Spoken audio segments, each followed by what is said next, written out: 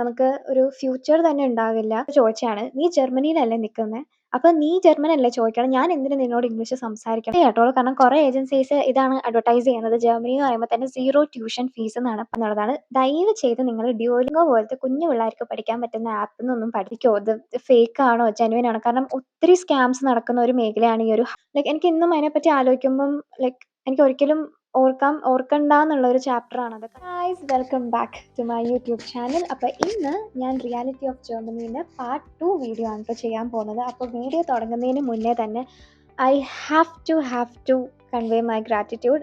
നിങ്ങൾ ഓരോരുത്തരും കാണിച്ച ചെറിയ കാര്യം, let it be subscribing to my channel, എന്നെ വിശ്വസിച്ച് നിങ്ങൾ കോമെൻറ്റ് ചെയ്താണെങ്കിലും എൻ്റെ വീഡിയോ ലൈക്ക് ചെയ്താണെങ്കിലും കണ്ടതാണെങ്കിലും, to each and every one of you I just let you know my gratitude. Because എനിക്കിത് ഭയങ്കര വലിയ കാര്യമാണ്. Because you guys actually trusted me. നിങ്ങൾക്ക് ഞാൻ പറഞ്ഞത് അത്രമാത്രം വിശ്വാസം ആയതുകൊണ്ടാണ് നിങ്ങളുടെ കയ്യിൽ നിന്ന് ഈ ഒരു സപ്പോർട്ട് എനിക്ക് കിട്ടിയതെന്ന് അറിയാം. അപ്പോൾ ടു കീപ് സപ്പോർട്ടിങ്. ഞാൻ പാർട്ട് 1 ഞാൻ കുറച്ച് കാര്യങ്ങൾ പറഞ്ഞിട്ടുണ്ട്. അപ്പോൾ ഇന്ന് നമ്മൾ അതിൻ്റെ ബാക്കിയായിരിക്കും ഈ വീഡിയോയിൽ ഞാൻ കവർ ചെയ്യുന്നത് കേട്ടോ. ഞാൻ കഴിഞ്ഞ വീഡിയോയിൽ ഞാൻ കവർ ചെയ്ത ടോപ്പിക്സ് എന്ന് പറയുന്നത് my view on why Germany, എന്തുകൊണ്ട് ഞാൻ ജർമ്മനി ചൂസ് ചെയ്തു, ഹൂ ഷുഡ് കം ഹിയർ, ആരാണ് ജർമ്മനിയിൽ വന്ന് പഠിക്കേണ്ടത് അല്ലെങ്കിൽ പുറത്തേക്ക് പോയി പഠിക്കേണ്ടത്, ഏത് ടൈപ്പ് ഓഫ് മോട്ടോ ഉള്ള ആൾക്കാരാണെന്ന് ഞാൻ കവർ ചെയ്തിട്ടുണ്ട്. അതുപോലെ തന്നെ നമ്മൾ നമ്മുടെ കറക്റ്റ് യൂണി അല്ലെങ്കിൽ കോഴ്സ് ചൂസ് ചെയ്യുന്നത് എന്തോരം ഇമ്പോർട്ടൻ്റ് ആണ് നമ്മളൊരു കരിയർ പെർസ്പെക്റ്റീവ് നിന്ന് നോക്കുമ്പോൾ. അപ്പോൾ ഈ കാര്യങ്ങൾ കൂടാണ്ട് ഇവിടുത്തെ ഫ്രണ്ട്ഷിപ്പ് ബോൺസ് ഒക്കെ എങ്ങനെയാണ്, പിന്നെ എക്സ്പെൻസസിൻ്റെ കാര്യം ഞാൻ ചെറുതായിട്ടൊന്ന് പറഞ്ഞിട്ടുണ്ടായിരുന്നു.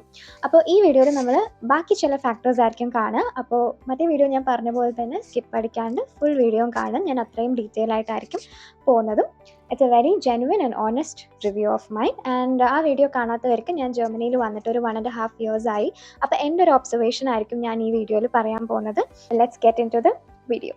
ഗൈസ്, ഓൾസോ എന്നെ കമൻറ്റ് ബോക്സിൽ ഒരാൾ കമൻറ്റ് ചെയ്തിട്ടുണ്ടായിരുന്നു വെബ്സൈറ്റിന് ലിങ്ക് അയക്കുമോ എന്നുള്ളത്. I assume it's that website. So ഞാൻ പറഞ്ഞിട്ടുണ്ടായിരുന്നു കഴിഞ്ഞ വീഡിയോയിൽ നിങ്ങളുടെ കറക്റ്റ് യൂണിവേഴ്സിറ്റിയും നിങ്ങളുടെ കറക്റ്റ് കോഴ്സ് ചൂസ് ചെയ്ത് വരുന്നത് ഇവിടെ അത്രയും ഇമ്പോർട്ടൻ്റ് ആണ്. ഇല്ലെങ്കിൽ നിങ്ങൾ മൊത്തത്തിൽ ട്രാപ്ഡ് ആയി പോവും. അപ്പോൾ അത് നോക്കിയിട്ട് വരിക. അങ്ങനെ നോക്കാൻ നിങ്ങൾക്കൊരു ഒത്തൻറ്റിക് ആയിട്ടുള്ള ഒരു വെബ്സൈറ്റ് ആണ് നിങ്ങൾ നോക്കുന്നതെന്നുണ്ടെങ്കിൽ you can actually Google DAAD, DAAD website. ഈ ഡാഡ് വെബ്സൈറ്റിൻ്റെ പ്രത്യേകത എന്താണെന്ന് വെച്ചാൽ നിങ്ങൾക്ക് അതിൽ ഫിൽറ്റർ ചെയ്തെടുക്കാൻ പറ്റും. അതായത് ഈ ജർമ്മനിയിലുള്ള ടോട്ടൽ യൂണിവേഴ്സിറ്റീസിൻ്റെയും ഇൻഫർമേഷൻ ആ വെബ്സൈറ്റിലുണ്ട്. അപ്പോൾ നിങ്ങൾക്കിപ്പോൾ ഫോർ എക്സാമ്പിൾ നിങ്ങൾ ലിറ്ററേച്ചർ റിലേറ്റഡ് കോഴ്സ് ആണ് നോക്കുന്നത് and if you are looking masters, നിങ്ങൾക്ക് അതെല്ലാം ആ ഓപ്ഷനിൽ ടൈപ്പ് ചെയ്ത് കൊടുക്കാം. ആൻഡ് ഓൾസോ നിങ്ങൾക്ക് ഏതെങ്കിലും ലൊക്കേഷൻ പ്രിഫറൻസ് ഉണ്ടെങ്കിൽ നിങ്ങൾക്ക് അതും അതിൽ എൻട്രി ചെയ്ത് കൊടുക്കാം. അപ്പോൾ നിങ്ങൾ ഫിൽറ്റർ ചെയ്യുമ്പോൾ നിങ്ങൾ ഉദ്ദേശിച്ച കോഴ്സ് ഏതൊക്കെ യൂണിവേഴ്സിറ്റീസ് ആണ് ഓഫർ ചെയ്യുന്നത്, ഏതൊക്കെ സ്ഥലത്ത് വിച്ച് പാർട്സ് ഓഫ് ജർമ്മനി നിങ്ങൾക്കത് കാണാൻ പറ്റും എന്നുള്ളത് ഒക്കെ ആ ഒരു വെബ്സൈറ്റിലുണ്ടാകും. So it's very very useful. നിങ്ങൾക്ക് അതിൻ്റെ ലിങ്ക് ഞാൻ ഇതിൻ്റെ ഡിസ്ക്രിപ്ഷൻ ബോക്സിൽ മെൻഷൻ ചെയ്യാം. ഓക്കെ, ആദ്യത്തെ ടോപ്പിക് എന്ന് പറയുന്നത് റീസെൻ്റ്ലി ഭയങ്കര കോൺട്രവേഴ്ഷ്യൽ ആയിട്ടുള്ള ഒരു സംഭവമാണ്. ജർമ്മനിയിൽ വരണമെങ്കിൽ നമുക്ക് ജർമ്മൻ്റെ ആവശ്യമില്ല, നമുക്ക് ജർമ്മൻ ഇല്ലാണ്ടും ഇവിടെ വരാൻ പറ്റും. വാട്ട് ഷീ സെഡ്, അല്ലെങ്കിൽ ആ ഒരു പേഴ്സൺ പറഞ്ഞത് ഇസ് ടെക്നിക്കലി കറക്റ്റ്. ജർമ്മൻ ഇല്ലാണ്ട് നമുക്ക് ഇവിടെ വരാൻ പറ്റും. Because as an international student നിങ്ങൾ ഇംഗ്ലീഷ് ആണ് നിങ്ങളുടെ കോഴ്സിൻ്റെ മീഡിയം ഓഫ് ലാംഗ്വേജ് എങ്കിൽ നിങ്ങൾക്ക് ജർമ്മൻ എക്സാം എഴുതണമെന്നോ അതിൻ്റെ സർട്ടിഫിക്കറ്റ് കാണിക്കണമെന്നോ ഒരു ആവശ്യവുമില്ല. പക്ഷേ നിങ്ങൾ IELTS എഴുതിയെടുക്കണം. ഈ IELTS ചോദിക്കുന്നത് യൂണിവേഴ്സിറ്റി അല്ല, നമ്മുടെ വിസ പ്രോസസ്സിങ്ങിന് നമ്മൾ IELTS വെച്ചേ പറ്റുള്ളൂ. അപ്പോൾ IELTS എന്തായാലും നമുക്ക് വേണം. എന്നും വെച്ച് നമുക്ക് ജർമ്മൻ വേണ്ടേ? വേണം. 100% അല്ലെങ്കിൽ 101% നമുക്ക് ജർമ്മൻ വേണം. അഡ്മിഷൻസ് കിട്ടാനോ വിസ കിട്ടാനോ അല്ല, ഇവിടെ വന്ന് ജീവിക്കാൻ. As A means of survival നമുക്ക് ജർമ്മൻ വേണം. സോ എനിക്ക് നിങ്ങളുടെ സിറ്റുവേഷൻ നല്ലോണം മനസ്സിലാക്കും. ബിക്കോസ് ഞാൻ ആ ഒരു സ്ഥാനത്ത് ഇരുന്നുകൊണ്ട് തന്നെ, അതായത് ഒട്ടുമിക്ക ആൾക്കാരുടെ മൈൻഡിലും അബ്രോഡ് സ്റ്റഡീസ് അല്ലെങ്കിൽ സ്റ്റഡിങ് അബ്രോഡ് ചൂസ് ചെയ്യുമ്പം എത്രയും പെട്ടെന്ന് അവിടെ എത്തിപ്പെടണമെന്നാണ്. അത് വേറെ ഒന്നും കൊണ്ടല്ല, നിങ്ങൾക്കൊരു പേടി ഉണ്ടാവും. അതായത് പെട്ടെന്ന് ആ കൺട്രീൻ്റെ റൂൾസ് മാറിയാൽ, പിന്നെ ചിലപ്പം ഒന്നെങ്കിൽ നമുക്ക് ഇങ്ങോട്ട് കയറി വരുന്ന വഴി കുറച്ചും കൂടി ഡിഫിക്കൽട്ടായി മാറിയേക്കാം. അല്ലെങ്കിൽ നമുക്ക് ചിലപ്പോൾ ആ കൺട്രിയിലേക്ക് കയറാൻ തന്നെ പറ്റിയില്ലെങ്കിൽ, കാരണം ഇപ്പം നമ്മൾ കേൾക്കുന്നതാണ് പല കൺട്രീസിൽ നിന്നും ഇന്ത്യൻസിന് തിരിച്ച് പറഞ്ഞയക്കുന്നു, അങ്ങനെ കുറേ ഇഷ്യൂസ് ഉണ്ട്. അപ്പോൾ അതുകൊണ്ട് തന്നെ നമുക്ക് ആരായാലും എത്രയും പെട്ടെന്ന് റൂൾസ് ഒത്തിരി കട്ടിയാവുന്നതിന് മുന്നേ വരണം എന്ന് തന്നെയായിരിക്കും. പക്ഷെ ഞാൻ പറയുന്നത് സ്റ്റഡി അബ്രോഡ് എന്ന് പറയുന്ന ഏതൊരു കുട്ടി എടുക്കുന്ന ഡിസിഷനും നമ്മൾ ഇന്ന് എടുത്തിട്ട് നാളെ നമ്മൾ പെട്ടി പാക്ക് ചെയ്ത് വരുന്നതല്ല.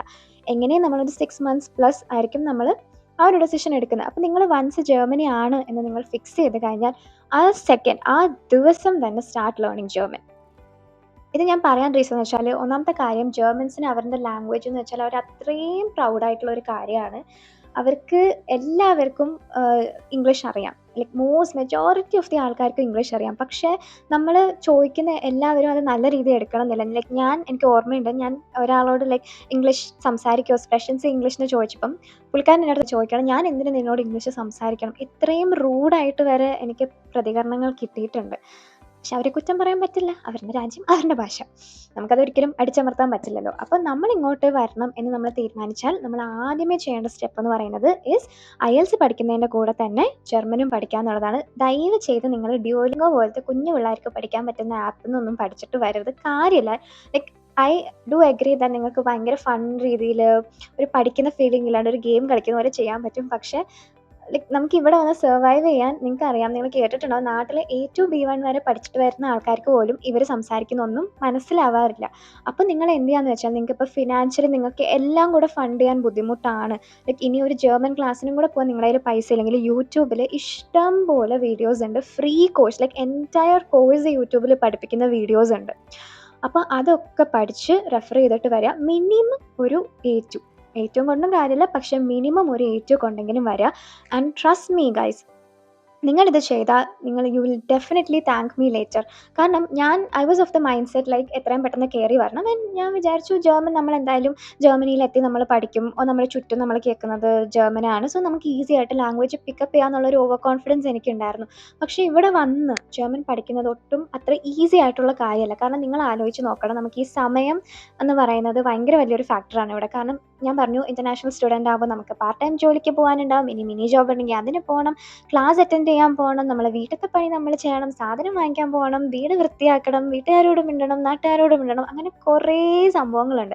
ഇതിനിടയ്ക്ക് നമുക്ക് ചിലപ്പോൾ പുറത്തേക്ക് പോകാൻ തോന്നുമായിരിക്കും. അപ്പോൾ ഇതൊക്കെ കഴിഞ്ഞ് നമുക്ക് അത്രയും വിൽ പവർ ഉണ്ടെങ്കിൽ മാത്രമേ നമുക്ക് നമ്മുടെ ശക്തിയും നമ്മുടെ സമയവും കോൺട്രിബ്യൂട്ട് ചെയ്ത് നമ്മളിരുന്ന് പഠിക്കത്തുള്ളൂ. ലൈക്ക് നമുക്ക് അത്രയും ജർമ്മൻ പഠിച്ചേ പറ്റുള്ളൂ എന്നുള്ളൊരു സിറ്റുവേഷൻ ഉണ്ടെങ്കിൽ, ഇല്ലെങ്കിൽ നമ്മൾ വെറുതെ കളിച്ച് നടക്കത്തേ ഉള്ളൂ. അപ്പോൾ അതുകൊണ്ട് നിങ്ങൾ ഇതിന് വേണ്ടി ഇറങ്ങി തിരിച്ചാൽ അതെല്ലാം ഭംഗിയായി കംപ്ലീറ്റ് ചെയ്തിട്ട് വരിക. ജർമ്മൻ അറ്റ്ലീസ്റ്റ് ഒരു A2 എങ്കിലും എടുത്തിട്ട് വരിക. ഇത് പറയാൻ വേറൊരു റീസൺ കൂടി ഉണ്ട്. ഞാനിവിടെ ജർമ്മനിയിൽ എത്തിയിട്ട് ഞാൻ ഒട്ടും ഓർക്കാൻ കൂടി ഇഷ്ടപ്പെടാത്ത ഒരു ഫേസാണ് ഞാൻ വെയർ ഹൗസിൽ പണിയെടുത്തുകൊണ്ടിരുന്ന ടൈം.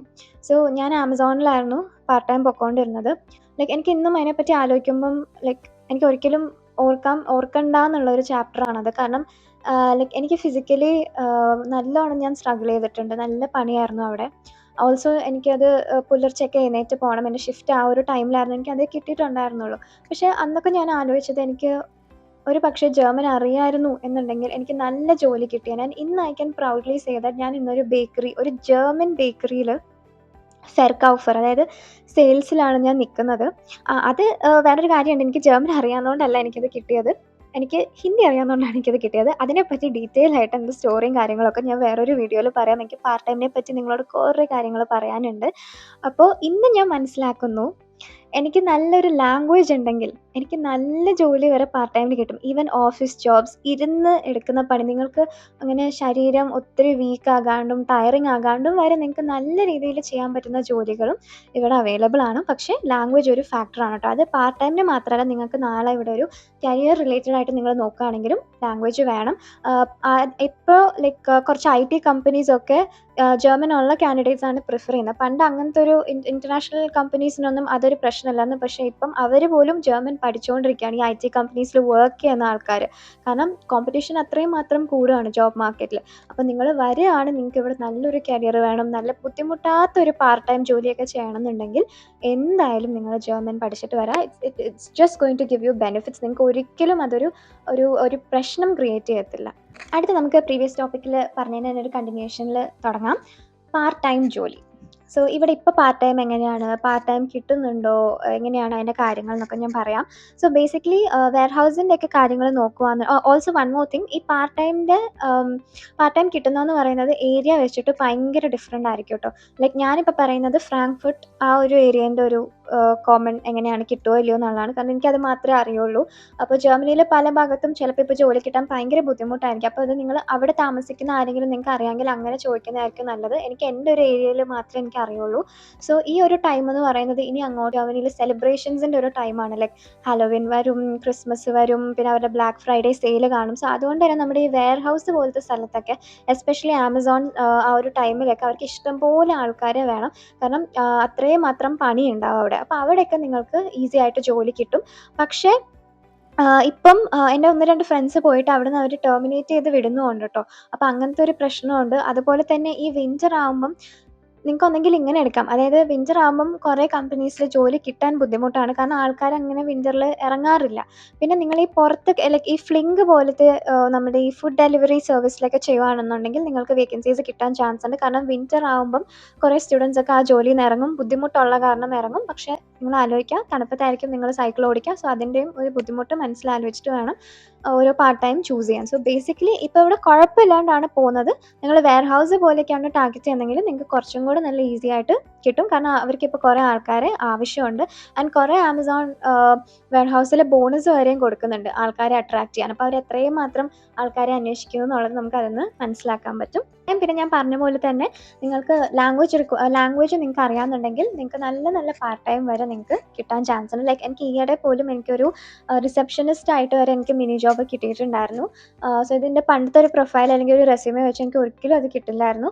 ഓൾസോ ഞാൻ പറഞ്ഞ പോലെ തന്നെ ഞാൻ പാർട്ട് ടൈം വീഡിയോയിൽ ഞാൻ കുറച്ചും കൂടെ ഡീറ്റെയിൽ ആയിട്ട് ഞാൻ കവർ ചെയ്യുന്നതായിരിക്കും. ലൈക്ക് നിങ്ങളുടെ CV നിങ്ങൾ എങ്ങനെ ഡിസൈൻ ചെയ്താലാണ് നിങ്ങൾക്ക് നല്ല ജോലി അല്ലെങ്കിൽ നല്ല കമ്പനീസ് നിങ്ങളുടെ CV അക്സെപ്റ്റ് ചെയ്യുക എന്നുള്ളതൊക്കെ ഞാൻ അതിൽ പറയാം കേട്ടോ. അപ്പോൾ പാർട്ട് ടൈമിനെ പറ്റി എനിക്ക് ഇത്രേ പറയാനുള്ളൂ. അതായത് നിങ്ങൾ ഏത് ഏരിയയിലേക്കാണോ വരുന്നത് ആ ഏരിയയിൽ അന്വേഷിക്കുന്നതായിരിക്കും നല്ലത്.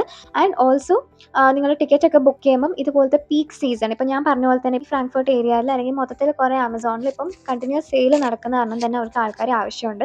അപ്പോൾ ഈ ഒരു ടൈമിലാണ് നിങ്ങൾ കയറി വരുന്നതെന്നുണ്ടെങ്കിൽ നിങ്ങൾക്ക് കുറച്ചും കൂടെ പെട്ടെന്ന് ഈസി ആയിട്ട് ജോലി കിട്ടാൻ ചാൻസ് ഉണ്ട്. അടുത്തതെന്ന് പറയുന്നത് സാലറി ആൻഡ് എക്സ്പെൻസസ്. സോ നമുക്ക് കിട്ടുന്ന ആസ് എ സ്റ്റുഡൻറ്റ് നമുക്ക് കിട്ടുന്ന സാലറി എങ്ങനെയാണ്, ആൻഡ് ഓൾസോ നമുക്ക് അത് വെച്ചിട്ട് നമുക്ക് എന്തോരം സേവ് ചെയ്യാൻ പറ്റും, നമുക്ക് അതിൻ്റെ എക്സ്പെൻസ് നമ്മുടെ ഡേ ടു ഡേ എക്സ്പെൻസും കാര്യങ്ങളൊക്കെ എങ്ങനെയാണെന്നാണ് അടുത്ത ഞാൻ പറയാൻ പോകുന്നത്. അപ്പോൾ സാലറി എന്ന് പറയുമ്പോൾ ആസ് എ സ്റ്റുഡൻറ്റ് നമുക്ക് ടാക്സ് പിടിക്കുന്നത് വളരെ നേരിയ ടാക്സ് ആണ്, അല്ലെങ്കിൽ അങ്ങനെ പിടിക്കാറില്ല. ഇനി അഥവാ പിടിച്ചാൽ പോലും നമുക്ക് സോഷ്യൽ സെക്യൂരിറ്റീൻ്റെ ഫോമിലാണ് ഈ ഒരു ടാക്സ് പിടിക്കുന്നത്. ഇനി അഥവാ നിങ്ങൾക്ക് ടാക്സ് പിടിച്ചാൽ തന്നെ നമുക്ക് ടാക്സ് ക്ലെയിം ചെയ്യാനുള്ള ഓപ്ഷനും ജർമ്മനിയിലുണ്ട്. ഫുൾ പെർസെൻറ്റ് കിട്ടില്ല, പക്ഷേ കുറച്ച് പെർസെൻറ്റ് നമുക്ക് ടാക്സ് റിട്ടേൺസ് ആയിട്ട് നമുക്ക് കിട്ടും. അപ്പോൾ ആസ് എ സ്റ്റുഡൻറ്റ് നമുക്ക് വന്നിട്ട് ലീഗലി നമുക്കൊരു പാർട്ട് ടൈമും മിനി ജോബും നമുക്ക് വർക്ക് ചെയ്യാൻ പറ്റും. സോ നമുക്ക് നിങ്ങളുടെ പാസ്പോർട്ടിൽ അതിൽ മെൻഷൻ ചെയ്തിട്ടുണ്ടാകും ലൈക്ക് ആസ് എ സ്റ്റുഡൻറ്റ് നിങ്ങൾക്ക് എത്ര മണിക്കൂറാണ് വർക്ക് ചെയ്യാൻ പറ്റുക എന്നുള്ളത്. അപ്പോൾ ആ ഒരു ടൈം ലിമിറ്റിൻ്റെ ഉള്ളിൽ നിങ്ങൾക്ക് എത്ര വേണമെങ്കിലും ഓടി നടന്ന് പണിയെടുക്കാം. It's up to you. അതിന് അവർക്ക് ഒരു പ്രശ്നവും ഇല്ല. പക്ഷേ അതിന് മുകളിൽ പോകാണ്ട് ശ്രദ്ധിക്കുക. കാരണം നിങ്ങളുടെ ഏരിയ ഈ വിസ റിന്യൂ ചെയ്യുന്ന സമയത്ത് ഇച്ചിരി സ്ട്രിക്റ്റ് ആണെന്നുണ്ടെങ്കിൽ നിങ്ങൾക്കത് ഹെവി ഫൈൻ വരെ വരാൻ ചാൻസ് ഉണ്ട്. അപ്പോൾ ഞാൻ പറയുന്ന ഒരു നോർമൽ ഒരു കുട്ടി ഒരു പാർട്ട് ടൈം മാത്രം ചെയ്യുവാണ് ആൻഡ് ഒരു ബേസിക് പേ അല്ല, ബട്ട് അറ്റ്ലീസ്റ്റ് ഒരു 13 യൂറോ 13.50 യൂറോ ഒക്കെ കിട്ടുകയെന്നുണ്ടെങ്കിൽ നിങ്ങൾക്ക് മാസം ഈസിലി എങ്ങനെ പോയാലും ഒരു 800 അബോവ് യൂറോ നിങ്ങൾക്ക് സേവ് ചെയ്യാനായിട്ട് ഏൺ ചെയ്യാനായിട്ട് നിങ്ങൾക്ക് പറ്റും. നിങ്ങൾക്ക് ആ ഒരു സാലറി നിങ്ങൾക്ക് എന്തായാലും കിട്ടും. കാരണം ജർമ്മനിയിൽ ഒരു റൂളുണ്ട്, നമ്മൾ ഏത് ജോലി ചെയ്യുകയാണെങ്കിലും ഒരു basic pay which is I think 12.82 euros അങ്ങനെയാണെന്ന് തോന്നുന്നു. അത് എന്തായാലും ആർക്കായാലും ആ എംപ്ലോയർ കൊടുത്തേ പറ്റുള്ളൂ. അതൊരു റൂളാണ്. സോ നിങ്ങൾക്ക് ആ ഒരു റേഞ്ചിന് നിങ്ങൾക്ക് അത്യാവശ്യം ഷിഫ്റ്റ് ഉണ്ട്, നിങ്ങൾ അത്യാവശ്യം ജോലിക്ക് പോകുന്ന ഒരാളാണെന്നുണ്ടെങ്കിൽ നിങ്ങൾക്ക് നല്ല രീതിയിൽ തന്നെ നിങ്ങൾക്ക് ഏൺ ചെയ്യാൻ പറ്റും. ഇനി ഈ ആമസോൺ പോലത്തെ കമ്പനീസിൻ്റെ ഒരു ബെനിഫിറ്റ് എന്താണെന്ന് വെച്ചാൽ നമ്മൾ സ്റ്റുഡൻസ് ആയതുകൊണ്ട് തന്നെ അവർ നമ്മുടെ ഹെൽത്ത് ഇൻഷുറൻസും കവർ ചെയ്യും. അതേപോലെ തന്നെ നമ്മുടെ ഡോയ്ച്ച്ലാൻഡ് ടിക്കറ്റ്, അതായത് നമ്മുടെ ട്രാവൽ ടിക്കറ്റ്, നമുക്ക് ആ ടിക്കറ്റ് വെച്ചിട്ട് ജർമ്മനി ഫുൾ ഫ്രീ ആയിട്ട് ട്രാവൽ ചെയ്യാൻ പറ്റുന്ന ആ ടിക്കറ്റിൻ്റെ പൈസയും ഈ ആമസോൺ പോലത്തെ കമ്പനീസ് കവർ ചെയ്യും. അപ്പോൾ അതൊക്കെ നമുക്ക് സേവ് ചെയ്യാനായിട്ട് പറ്റും. ഇനിയും ഇത്രയും പൈസ നമുക്ക് കിട്ടിയാൽ ഇപ്പോൾ suppose I am just saying ഒരു 850 to 900 ആണ് നമുക്ക് മന്ത്ലി, അല്ലെങ്കിൽ ആസ് എ സ്റ്റുഡൻറ്റ് ഇപ്പോൾ എനിക്ക് മന്ത്ലി ഒരു സാലറി കിട്ടുന്നതെന്നുണ്ടെങ്കിൽ എനിക്ക് എൻ്റെ എക്സ്പെൻസസ് ഒക്കെ കഴിഞ്ഞ് എത്ര സേവ് ചെയ്യാൻ പറ്റും എന്നുള്ളതാണ് അടുത്ത് ഞാൻ പറയാൻ പോകുന്നത്. സോ ഇവിടെ ഹൗസിങ്ങിന് എങ്ങനെ പോയാലും ഞാൻ വരുന്ന ടൈമിൽ നമുക്ക് ഈസി ആയിട്ട് 300-350 കിട്ടുമായിരുന്നു, which is like 1.5 years back and 2 years back. പക്ഷേ ഇപ്പം കുറച്ച് വില കൂടിയിട്ടുണ്ട്. ഇപ്പം മോസ്റ്റ്ലി നിങ്ങൾക്ക് എങ്ങനെ പോയാലും ഒരു വീട് ഒരു 400 to 450 അപ്രോക്സിമേറ്റ്ലി നിങ്ങൾക്ക് കാണാൻ പറ്റുന്നത്, 400 to 450 യൂറോസ്. അപ്പം എന്നാൽ 350-300 നിങ്ങൾക്ക് കിട്ടും. പക്ഷേ നിങ്ങൾ അത്രയും ലക്കി ആണെങ്കിൽ നിങ്ങൾക്ക് കിട്ടുള്ളൂ. പക്ഷേ കോമൺലി നിങ്ങൾ എങ്ങനെ പോയാലും അന്വേഷിച്ചാലും ഈ ഒരു റേഞ്ചിലാണ് കോമൺലി കാണുന്നത്, ഒരു 400 to 450. അപ്പം ലെറ്റ്സ് സേ ഇപ്പം നിങ്ങൾക്ക് ആസ് എ സ്റ്റുഡൻറ്റ് ഇപ്പം നിങ്ങൾക്കൊരു ഒരു 800 to 850 ആണ് നിങ്ങൾക്ക് സാലറി കിട്ടുന്നതെന്നുണ്ടെങ്കിൽ നിങ്ങളുടെ ആദ്യത്തെ എക്സ്പെൻസ് എന്ന് പറയുന്നത് റെൻ്റ് ആയിരിക്കും. സോ ഞാനൊരു അപ്രോക്സിമേറ്റ്ലി കോമൺലി കാണുന്ന ഒരു പ്രൈസ് എടുക്കുകയെന്നുണ്ടെങ്കിൽ 400 to 450 ആണ് നമുക്ക് എങ്ങനെയും നമ്മുടെ റെൻ്റ് വരുന്നത്. അപ്പോൾ നിങ്ങൾ വിചാരിക്കുമ്പം ഓൾമോസ്റ്റ് ഹാഫ് എമൗണ്ട് റെൻറ്റിൽ തന്നെ പോയി, സത്യമാണ്. ഇനിയിപ്പോൾ ആമസോൺ പോലത്തെ കമ്പനീസ് നമ്മുടെ ഇൻഷുറൻസ് കവർ ചെയ്യുന്നില്ല. അല്ലാതെ ഇപ്പം കോമൺലി എനിക്ക് തോന്നുന്നു ആമസോൺ ആണ് ഏറ്റവും കൂടുതൽ ഇൻഷുറൻസ് കവർ ചെയ്യുന്നത്. ബാക്കി എല്ലാ കമ്പനീസും അത് ചെയ്യാറില്ല. മോസ്റ്റ്ലി ചെയ്യുന്ന കമ്പനീസ് ഉണ്ട്. അപ്പം അങ്ങനെ നോക്കുകയാണെന്നുണ്ടെങ്കിൽ നമുക്ക് ആസ് എ സ്റ്റുഡൻറ്റ് നമുക്ക് ഹെൽത്ത് ഇൻഷുറൻസ് നമ്മൾ എല്ലാവരും അടയ്ക്കണം. അത് ഇറസ്പെക്റ്റീവ് ഓഫ് നിങ്ങൾ സ്റ്റുഡൻ്റ് ആണോ വർക്കിംഗ് ആണോ, നിങ്ങൾ പബ്ലിക് ഹെൽത്ത് ഇൻഷുറൻസ് ആണ് നിങ്ങൾ എടുക്കുന്നതെന്നുണ്ടെങ്കിൽ നമ്മൾ ഞാൻ ടി കെ ആണ് എടുക്കുന്നത്. ഇവിടെ പല കമ്പനീസ് ഉണ്ട് കേട്ടോ ഹെൽത്ത് ഇൻഷുറൻസിന്. ടി കെ ഉണ്ട്, ബാമർ ഉണ്ട്. സോ ടി കെയിൽ എനിക്ക് വരുന്ന പ്രൈസ് എന്ന് പറയുന്നത് 144.24 euros ആണ് ഇപ്പോഴത്തെ പ്രൈസ് എന്ന് പറയുന്നത്.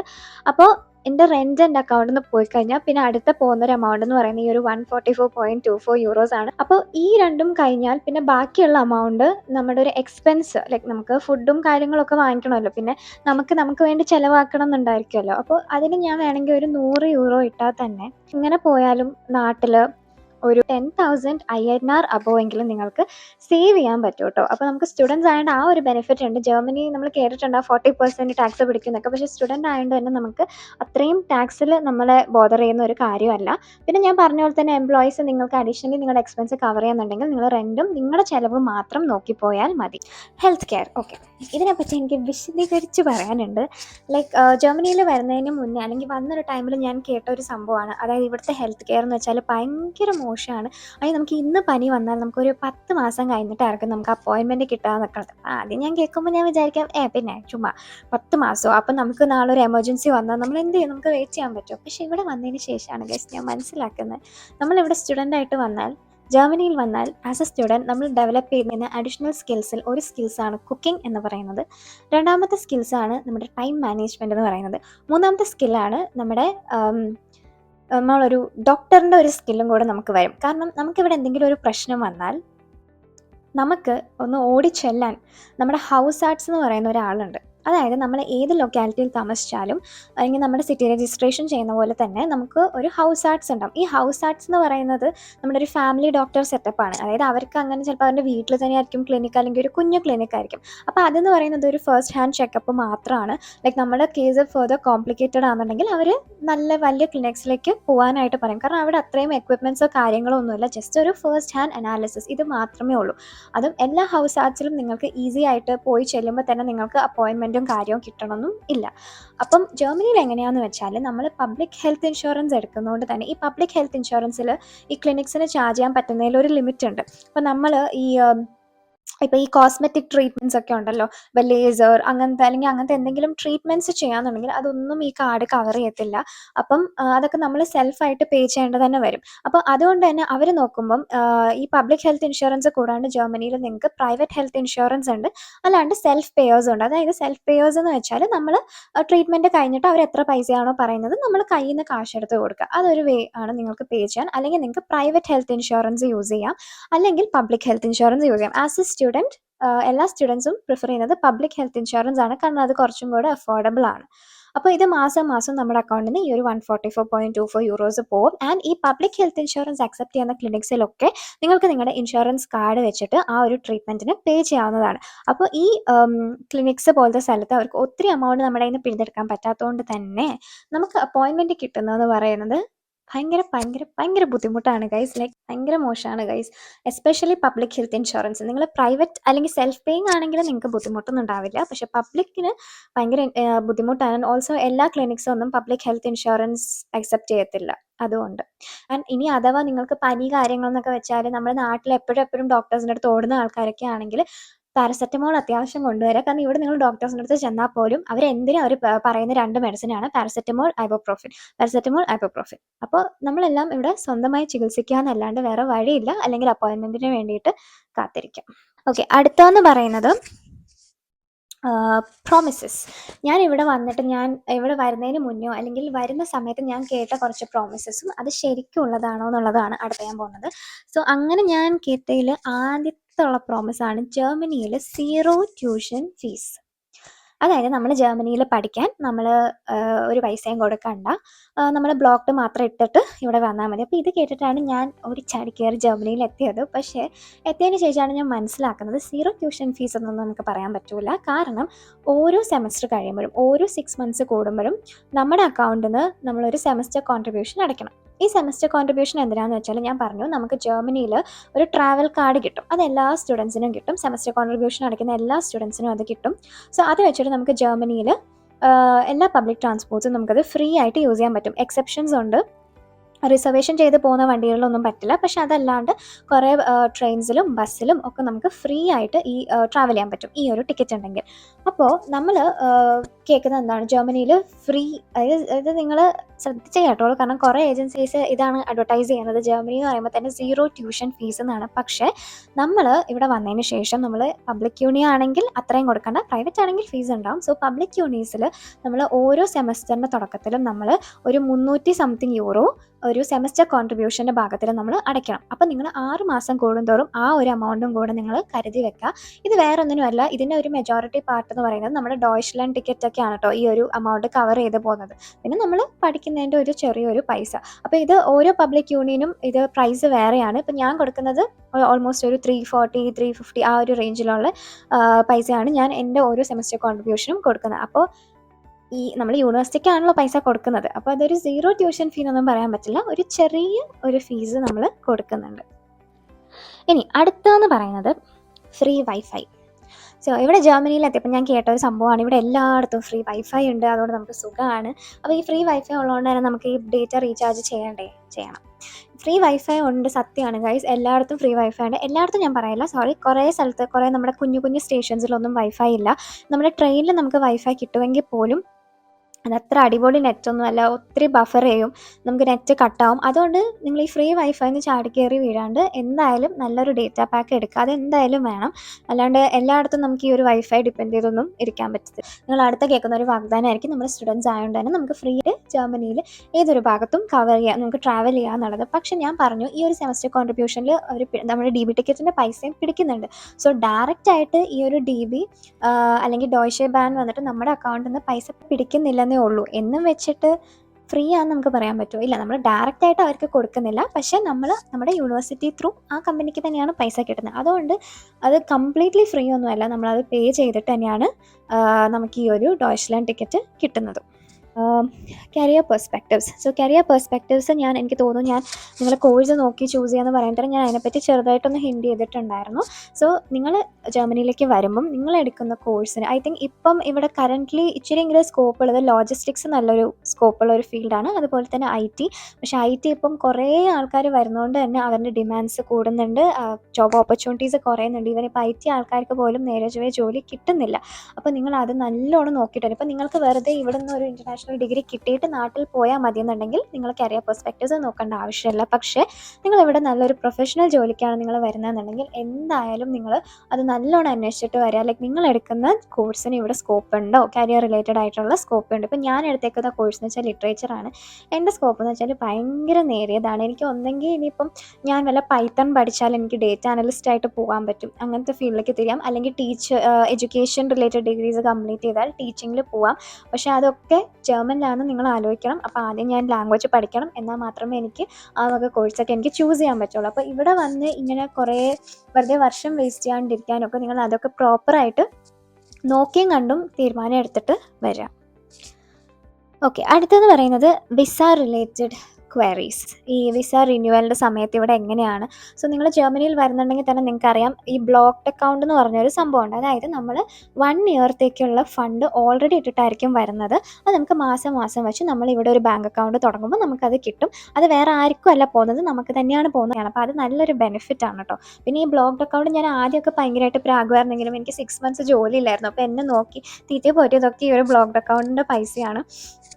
അപ്പോൾ നമ്മൾ ഈ വിസൻ്റെ കാര്യം ഞാൻ പറഞ്ഞ പോലെ തന്നെ നമ്മൾ വിസ റിന്യൂ ചെയ്യുമ്പം ആ ഏരിയ, നിങ്ങൾ ഏത് ഏരിയയിലാണോ താമസിക്കുന്നത് ആ ഏരിയ അനുസരിച്ചിരിക്കും നിങ്ങൾക്ക് എത്ര വർഷം എക്സ്റ്റൻഷൻ കിട്ടും, എത്ര ഈസി ആയിട്ടായിരിക്കും എക്സ്റ്റൻഷൻ കിട്ടുക എന്നൊക്കെ ഉള്ളത്. അപ്പോൾ അത് നിങ്ങൾ ഇവിടെ ജർമ്മനിയിൽ വരുമ്പോൾ തന്നെ നിങ്ങൾ അന്വേഷിക്കുക, വന്നപ്പോൾ തന്നെ നിങ്ങൾ അന്വേഷിക്കുക, അവിടെ താമസിക്കുന്ന ആൾക്കാരോടോ അവിടെ റീസൺ ആയിട്ട് എക്സ്റ്റൻഷൻ ചെയ്ത സ്റ്റുഡൻസിനോടോ ചോദിക്കുക ഇവിടെ എക്സ്റ്റൻഷനൊക്കെ എങ്ങനെയാണ്, ഭയങ്കര സ്ട്രിക്റ്റ് ആണോ? കാരണം ഞാൻ മുന്നേ താമസിച്ചിരുന്ന സ്ഥലത്ത് എൻ്റെ എക്സ്റ്റൻഷൻ്റെ സമയത്ത് എൻ്റെ ഫ്രണ്ട്സൊക്കെ അവരെന്ത് ചെയ്യുമെന്ന് വെച്ചാൽ ബാങ്ക് അക്കൗണ്ടിലാണ് പൈസ കാണിക്കുക. പക്ഷേ എൻ്റെ അടുത്ത് അവർ ചോദിച്ചതെന്ന് വെച്ചാൽ ബ്ലോക്ക്ഡ് അക്കൗണ്ടിൽ ഫുൾ എമൗണ്ട് ഞാൻ എത്രയാണോ നാട്ടിൽ നിന്ന് ഇട്ടുകൊണ്ട് വന്നത്, എൻ്റെ ഓൾമോസ്റ്റ് മുക്കാലും കഴിഞ്ഞിട്ടുണ്ടായിരുന്നു, ഫുൾ എമൗണ്ട് ഇടണമെന്ന് പറഞ്ഞു. എന്നാലേ ഒരു എക്സ്റ്റൻഷൻ തരുള്ളൂ എന്ന് പറഞ്ഞു. ഇനിയും അങ്ങനെ ഞാൻ ഇട്ടാൽ എനിക്ക് കിട്ടുന്ന വെറും 1 വർഷം.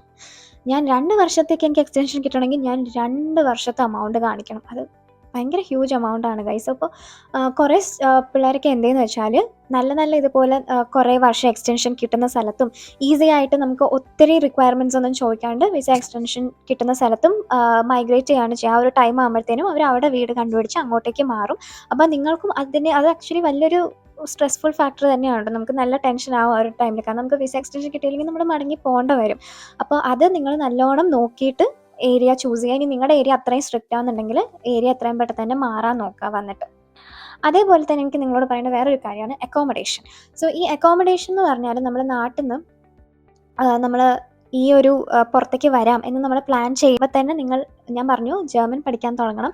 അതേപോലെ തന്നെ നിങ്ങൾ ഓൾമോസ്റ്റ് നിങ്ങൾക്ക് വിസയൊക്കെ കിട്ടും, നിങ്ങളുടെ പേപ്പേഴ്സൊക്കെ സെറ്റായെന്ന് വെച്ചാൽ അപ്പം തന്നെ നിങ്ങൾ അക്കോമഡേഷൻ നോക്കാൻ തുടങ്ങുക. കാരണം ഇനി വിൻ്ററാണ് വരാൻ പോകുന്നത്. ഈ വിൻ്റർ സമയത്ത് ആരും വീടൊന്നും അങ്ങനെ മാറില്ല, കാരണം ഷിഫ്റ്റിംഗ് ഈസ് വെരി ഡിഫിക്കൾട്ട്. അപ്പോൾ അക്കോമഡേഷൻ എന്തായാലും കണ്ടുപിടിക്കാൻ. അക്കോമഡേഷൻ കിട്ടാണ്ട് ദയവ് ചെയ്ത് നിങ്ങൾ ഇങ്ങോട്ടേക്ക് വരരുത് പ്ലീസ്. ഇത് എൻ്റെ ഒരു റിക്വസ്റ്റ് ആണ്. ബിക്കോസ് നിങ്ങളിവിടെ വൺസ് വന്നു കഴിഞ്ഞാൽ നിങ്ങൾ വിചാരിക്കും ഓക്കെ എൻ്റെ ഇവിടെ ഒരു ഫ്രണ്ട് ഉണ്ട്, ആളുടെ പരിചയത്തിൽ കുറച്ച് നാൾ നിൽക്കാം. പക്ഷെ നിങ്ങളിവിടെ കാല് കുത്തിയാൽ നിങ്ങളൊരു ലീഗലി നിങ്ങളിവിടെ ഒരു ആളാണ് അല്ലെങ്കിൽ നിങ്ങളിവിടെ ഒരു റെസിഡൻ്റ് ആണ് എന്ന് നിങ്ങൾ പ്രൂവ് ചെയ്യണമെങ്കിൽ നിങ്ങളുടെ സിറ്റി രജിസ്ട്രേഷൻ കഴിഞ്ഞിട്ടുണ്ടാവണം. ഈ സിറ്റി രജിസ്ട്രേഷൻ എന്ന് പറയുന്നത് അത്രയ്ക്കും ഇമ്പോർട്ടൻ്റ് ആയിട്ടുള്ള ഒരു കാര്യമാണ്. നിങ്ങളൊരു സിം കാർഡ് എടുക്കുന്ന മുതൽ നിങ്ങളൊരു പാർട്ട് ടൈം കിട്ടുന്ന, നിങ്ങൾക്ക് ഹെൽത്ത് ഇൻഷുറൻസ് എടുക്കുന്നതാണെങ്കിലും ബാങ്ക് അക്കൗണ്ട് എടുക്കുന്നതാണെങ്കിലും സിറ്റി രജിസ്ട്രേഷൻ്റെ പേപ്പർ എന്ന് പറയുന്നത് ഭയങ്കര ഇമ്പോർട്ടൻ്റ് ആണ്. കാരണം ഇത് നിങ്ങൾ ചെയ്തില്ല എന്നുണ്ടെങ്കിൽ നിങ്ങളിവിടെ ഒരു ഇല്ലീഗലാണ്.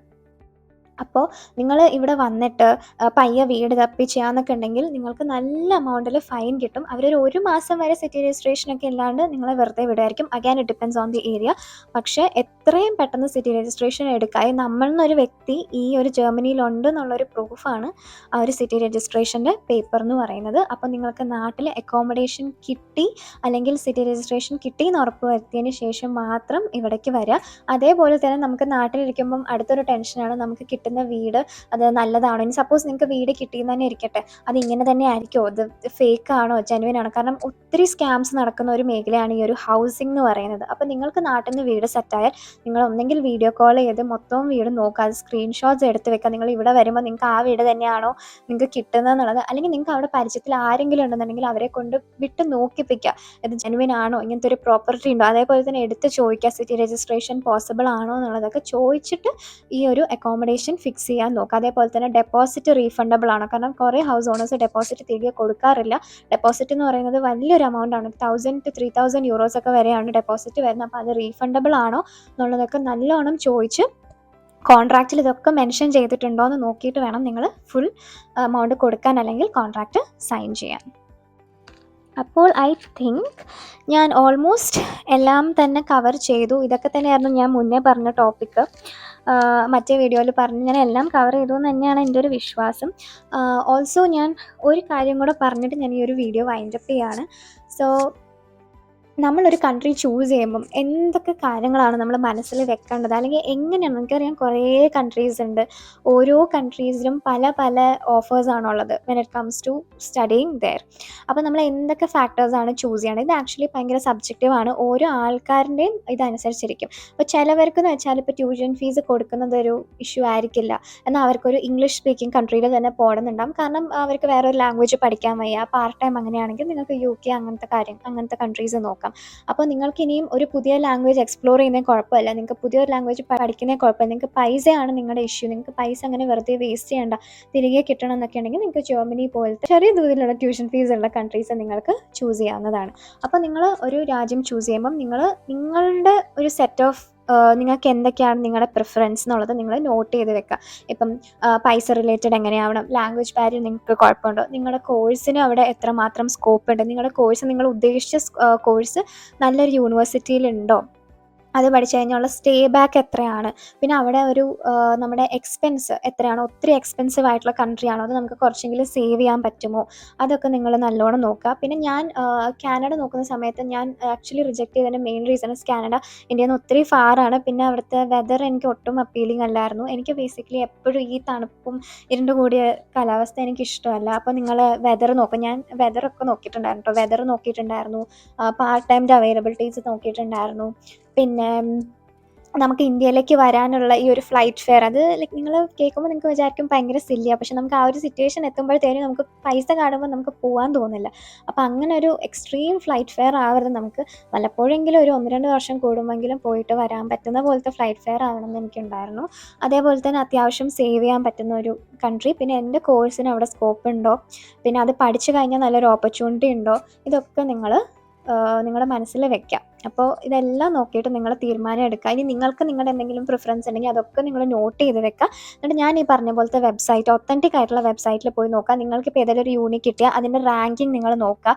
എത്രയാണ് റാങ്കിങ് വരുന്നത്, കറക്റ്റായിട്ടാണോ? ലൈക്ക് ഒത്തിരി താഴെയാണ് റാങ്കിങ്, ദയവ് ചെയ്ത് ഒന്നും ചൂസ് ചെയ്യാണ്ടിരിക്കുക. കാരണം നിങ്ങൾ നാളെ ഒരു ജോലിക്ക് പോകുമ്പം ആ ഒരു റാങ്കിങ് നിങ്ങളെ ഭയങ്കരമായിട്ടും ഇറ്റ് വിൽ ഹെൽപ്പ് യു, നല്ലതാണെന്നുണ്ടെങ്കിൽ. അപ്പോൾ ഇതൊക്കെ തന്നെയേ ഉള്ളൂ ഗൈസ് എനിക്ക് നിങ്ങളോട് പറയാനുള്ളത്. നിങ്ങൾക്ക് ഇനിയും ഡൗട്ട്സ് ഉണ്ടെങ്കിൽ ഈ വീഡിയോൻ്റെ അടിയിൽ നിങ്ങൾക്ക് കമൻറ്റ് ചെയ്യാം. ഓൾസോ ഞാൻ എൻ്റെ കമ്മ്യൂണിറ്റി ടാബിൽ ഞാൻ ഒരു പോസ്റ്റ് ഇട്ടിട്ടുണ്ട്. നിങ്ങൾക്ക് സ്റ്റഡിങ് ഇൻ ജർമ്മനി, വേറെ കൺട്രീസിനെ പറ്റി എനിക്ക് അറിയില്ല, അതുകൊണ്ടാണ് ഞാനത് പറയാത്തത്. എനിക്ക് തെറ്റ ഇൻഫർമേഷൻ പറഞ്ഞു തരണമെന്നില്ല. അപ്പോൾ സ്റ്റഡിങ് ഇൻ ജർമ്മനീനെ പറ്റി നിങ്ങൾക്ക് ഡൗട്ട്സ് ഉണ്ട് എന്നുണ്ടെങ്കിൽ അത് നിങ്ങൾ ഇവിടെ വന്നിട്ടാവട്ടെ, നിങ്ങൾ നാട്ടിലിരുന്നുകൊണ്ട് നിങ്ങൾക്ക് ഡൗട്ട്സ് ആവട്ടെ, നിങ്ങൾക്ക് അതിൽ കമൻറ്റ് ചെയ്യാം. ആൻഡ് ഒത്തിരി ക്വസ്റ്റ്യൻസ് വരുവാണെങ്കിൽ I would be happy to do a Q&A session for you guys. ഒത്തിരി ഇതും വരുവാണെങ്കിൽ മാത്രം. ഓക്കെ, ചെറുതാണെങ്കിൽ ഞാൻ അതിൽ തന്നെ റിപ്ലൈ ചെയ്ത് വിടത്തേ ഉള്ളൂ. അപ്പോൾ നിങ്ങൾക്ക് എന്തെങ്കിലും ഡൗട്ട്സ് ഉണ്ടെങ്കിൽ കമൻറ്റ് ചെയ്യുക. ഇന്നത്തെ വീഡിയോ നിങ്ങൾക്ക് ഇഷ്ടപ്പെട്ടു, യൂസ്ഫുൾ ആയെന്ന് വിചാരിക്കുന്നു. അപ്പോൾ അടുത്തൊരു യൂസ്ഫുൾ വീഡിയോനായിട്ട് സബ്സ്ക്രൈബ് ചെയ്യുക. ചൗ ചൗ.